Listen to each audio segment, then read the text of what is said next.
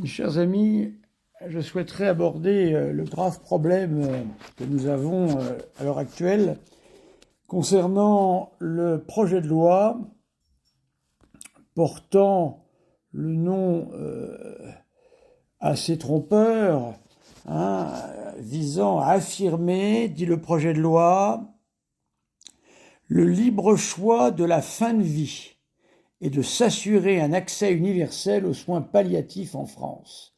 Alors, nous devons absolument en parler, car, comme pour le reste, une fois voté, on ne pourra plus le critiquer. Vous allez voir comment les choses vont se passer.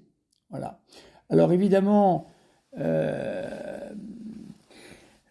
c'est un sujet cohérent dans le monde dans lequel nous sommes, puisque un pays qui met l'avortement dans sa constitution ne peut que suivre avec l'euthanasie, c'est-à-dire la mort à tous les étages. Voilà. Donc on nous parle de libre choix qui doit nous guider lorsque la situation est préoccupante et que le désespoir persiste chez nos aînés, mais pas seulement, les personnes en situation de handicap et de dépendance. Voilà. Alors il faut savoir que de toutes les façons, ces projets de loi, quand ils sont passés, passent toujours pour des cas vraiment humainement touchants, bien sûr. La maladie, la vieillesse, des situations intolérables. Alors on nous dit, eh bien, c'est assez étonnant comme ça commence, on nous dit, aujourd'hui nous mourrons mal en France. Vous vous rendez compte? Aujourd'hui nous mourrons mal en France. Alors c'est vrai qu'on meurt mal en France, mais nous y apportons pas la même réponse.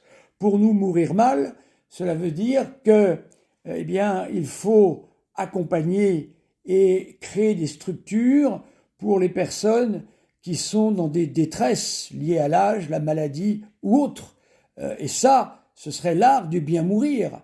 Et en plus, en ayant la possibilité, qui aujourd'hui n'est absolument pas, hélas, comprise, de pouvoir avoir recours à un prêtre, un rabbin selon sa religion, un imam pour les musulmans, en tous les cas, avoir recours pour nous catholiques, aux prêtres, ce qui n'est quasiment jamais le cas. Voilà tout de même un véritable problème. Donc c'est vrai que nous mourrons mal, mais eux, eh bien, souhaitent régler le problème en apportant ce qu'on appelle l'euthanasie ou le suicide assisté. Voilà, le suicide assisté. Donc, il faudra mettre ça dans ses dernières intentions. Des médecins seront mis dans la commission pour savoir précisément si l'on utilise ou pas l'euthanasie. L'euthanasie n'est autre qu'un suicide assisté. Alors, j'ai vu l'abominable scène en Suisse, c'est dramatique, hein. Donc la personne s'allonge dans un lit, prend dans sa main la petite la goupille, vous savez, qui va envoyer le produit mortel depuis la perfusion jusqu'au bras, et la mort va être déclenchée. Donc on fait ça dans la douceur et en étant entouré de blouses blanches, mais c'est vous qui vous suicidez. C'est-à-dire que c'est vous qui allez, eh bien, faire tourner la petite goupille. Ce qui veut dire que pour un catholique, je m'adresse ici aux catholiques, vous allez mourir en état de péché mortel. Et mourir en état de péché mortel, c'est partir en enfer, mes amis.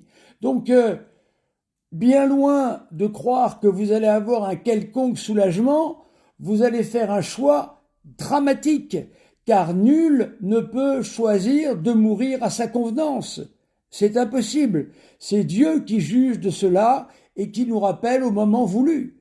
Nous, les hommes, nous avons un devoir qui est très important, celui, eh bien, d'aider toutes ces personnes à vivre et non pas à mourir, bien évidemment. J'ai été aumônier d'hôpital, j'ai été aumônier de maison de retraite. Je peux vous dire que dans les maisons de retraite, vous passez le lundi voir des gens, ils vous disent « Quand est-ce que le bon Dieu va venir me chercher ?» Voilà, des catholiques.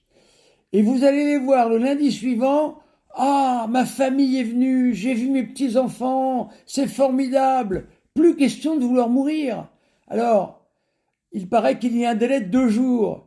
Alors donc, si les petits-enfants viennent que le dimanche suivant et que la personne veut mourir le lundi, on va la faire mourir le mercredi, sachant que le dimanche, les petits-enfants étaient arrivés, cette personne aurait voulu continuer à vivre.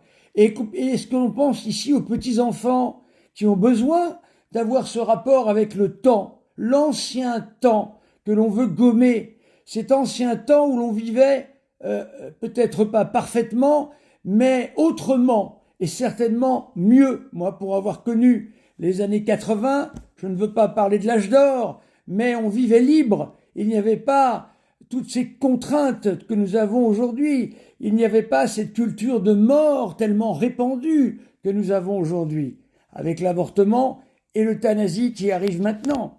Et bien sûr, il arrivera un moment où, si ce n'est pas déjà le cas, je ne sais pas ce que ça va donner, où les jeunes pourront également, pour des raisons psychosociales, demander à se suicider.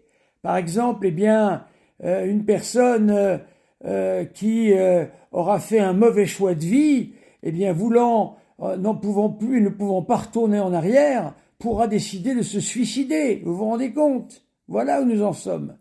Alors mes amis, il faut en parler, parce que nous avons ici le devoir impérieux d'en parler, et il faut rappeler surtout que pour nous, catholiques, si l'on se suicide, on part en enfer, car le suicide est un péché mortel, c'est-à-dire qu'il coupe cette union que nous avons avec Dieu, et nous ne pouvons pas rattraper cela une fois que nous passons devant le jugement particulier. Ce qu'il nous faut, bien évidemment, c'est arranger la vie des personnes malades, trouver des traitements qui soulagent, et il y en a beaucoup aujourd'hui.